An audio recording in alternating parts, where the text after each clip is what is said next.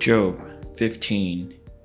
Then Eliphaz the Temanite replied, would a wise person answer with the empty notions, or fill their belly with the hot east wind? Would they argue with useless words, with speeches that have no value? But you even undermine piety and hinder devotion to God. Your sin prompts your mouth. You adopt the tongue of crafty. Your own mouth condemns you, not mine. Your own lips testify against you. Are you the first man ever born? Were you brought forth before the hills? Do you listen in on God's counsel? Do you have a monopoly on wisdom? What do you know that we do not know? What insights do you have that we do not have? The gray hair and the aged are on our side, many even older than your father. Are God's consolation not enough for you? Words spoken gently to you. Why has your heart carried you away?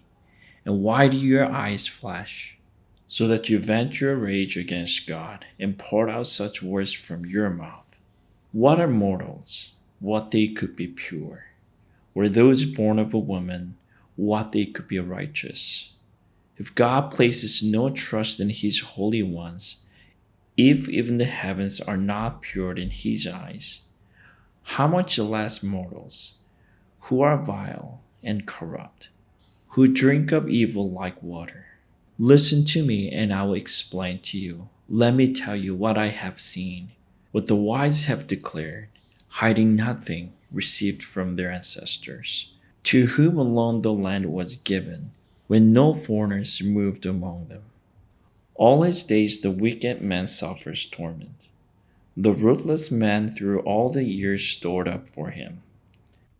Terrifying sounds fill his ears. When all seems well, marauders attack him. He despairs of escaping the realm of darkness. He is marked for the sword. He wanders about for food like a vulture.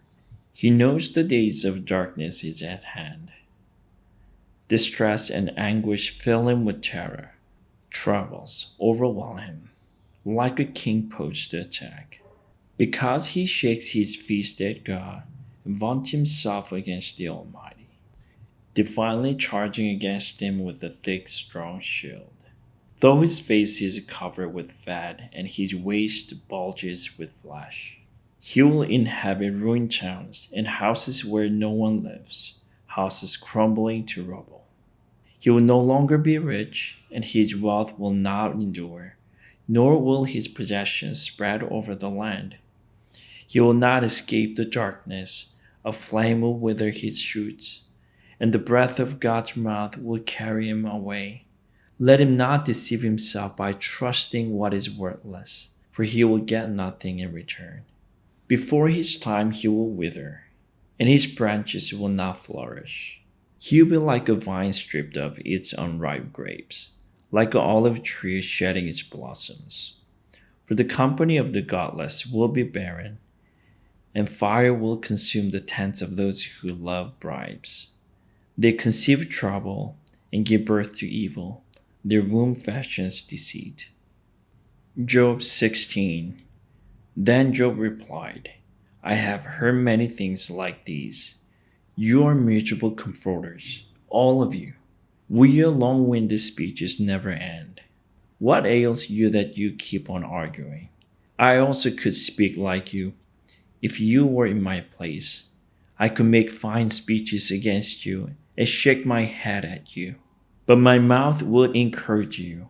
Comfort from my lips would bring you relief. Yes, if I speak, my pain is not relieved. And if I refrain, it does not go away. Surely, God, you have worn me out. You have devastated my entire household. You have shriveled me up, and it has become a witness. My godliness rises up and testifies against me. God assails me and tears me in his anger and gnashes his teeth at me. My opponent fastens on me his piercing eyes. People open their mouth to jeer at me. They strike my cheek in scorn and unite together against me. God has turned me over to the ungodly and throw me into the clutches of the wicked. All was well with me, but he shattered me. He seized me by the neck and crushed me. He has made me his target. His archers surround me. Without pity, he pierces my kidneys and spills my gulls on the ground. Again and again he bursts upon me. He rushes at me like a warrior. I have sewed sackcloth over my skin and bury my brow in the dust. My face is red with weeping, dark shadows ring my eyes. Yet my hands have been free of violence, and my prayer is pure. Earth, do not cover my blood. May my cry never be laid to rest. Even now my witness is in heaven, my advocate is on high, my intercessor is my friend, as my eyes poured out tears to God. On behalf of man, he pleads with God as one pleads for a friend. Only a few years will pass before I take the path of no return. Job 17. My spirit is broken. My days are cut short. The grave awaits me. Surely mockers surround me. My eyes must dwell on their hostility. Give me, O God, the pledge you demand. Who else will put up security for me? You have closed their minds to understand.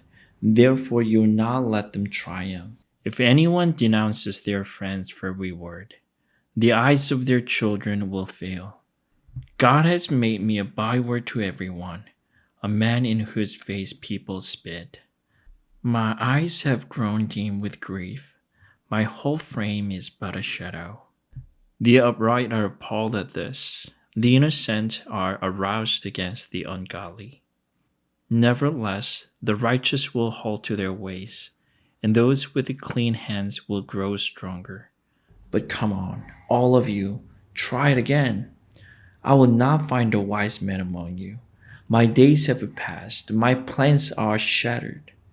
Yet the desire of my heart turned night into day. In the face of the darkness, light is near.